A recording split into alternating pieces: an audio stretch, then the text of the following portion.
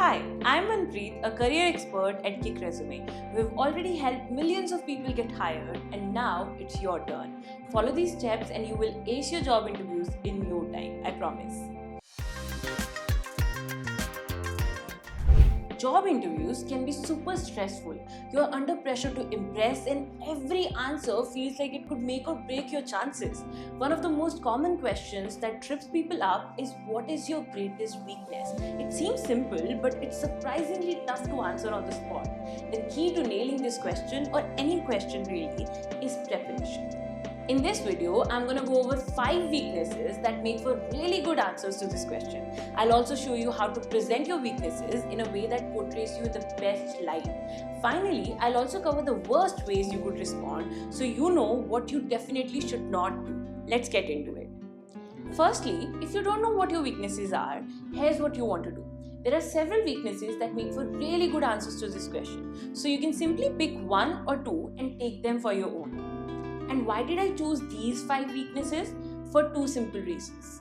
These weaknesses are not deal breakers, and second, they're easy to fix if you work on them.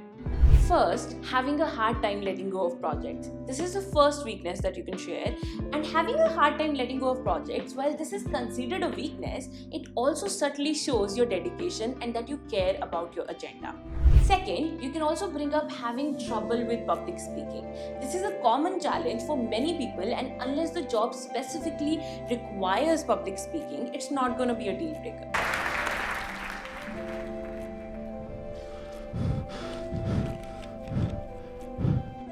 Plus, you can mention that you are taking steps to improve, like joining a public speaking class or practicing in smaller groups.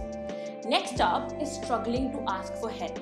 This is a great one because it highlights that you value independence and problem solving. However, you're also recognizing that collaboration is important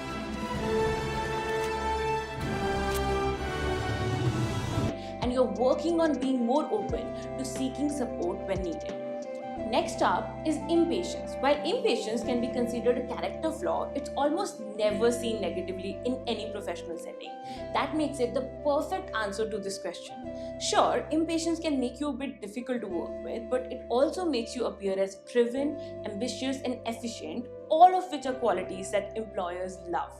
And finally, you could mention that you have trouble delegating tasks to others. It shows that you are highly involved and committed to your work, but you also acknowledge that trusting your team and letting go is something you need to improve on for better teamwork and productivity. If you're not sure what weakness to mention, go with one of these 5.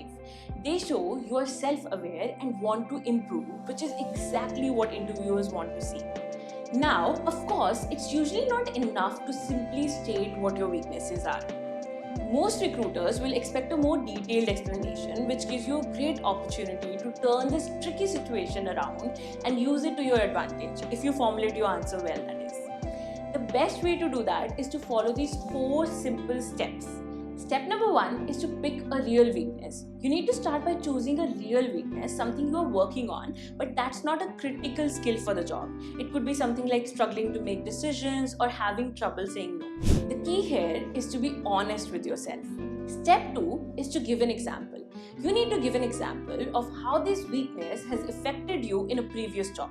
Briefly explain the situation and share a specific example. This shows you're being genuine and not just making something up. Then, step 3 is to show you are improving. You need to talk about how you're working on this weakness. Did you take a course, start a new habit, or seek feedback? Share what you're doing to improve and how it's making a difference already.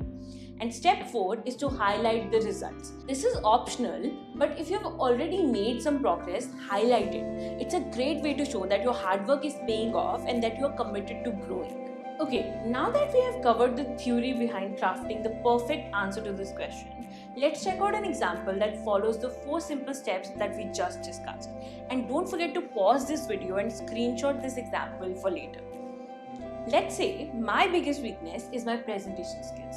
During an interview, I would say something like this. My biggest weakness is my presentation skills. It was only last year that I realized my public speaking skills needed improvement.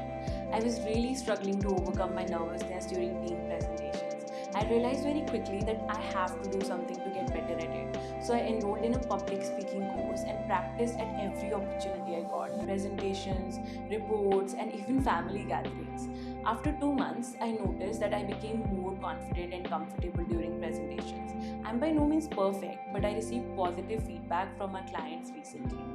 So, yes, this is just one example on how you can formulate the answer to this question following the steps that we just mentioned in the video. At this point, you should have a pretty good idea of how to answer this question well. But just in case, let's also go over how to answer this question so badly that it will cost you the job, just so you know what you should definitely avoid. First thing, saying that you have no weaknesses. You should avoid saying this because claiming you have no weaknesses makes you look unprofessional and out of touch.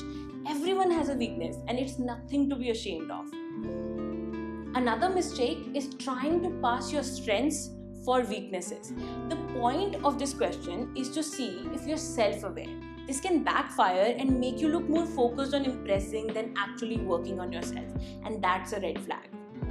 Using a skill or quality that's essential for the job is also a mistake you should avoid while stating your weaknesses. It could make you seem unqualified and hurt your chances of getting hired. And finally, do not overshare personal details. Remember, it's a job interview, not a therapy session. So stay professional and avoid unnecessary or overly personal information. And there you have it. You're all set to tackle that weakness question with confidence. Just be honest, stay positive, and show that you're always eager to learn and grow. Looking for more job interview tips? Don't forget to subscribe and give this video a thumbs up. See you in the next one.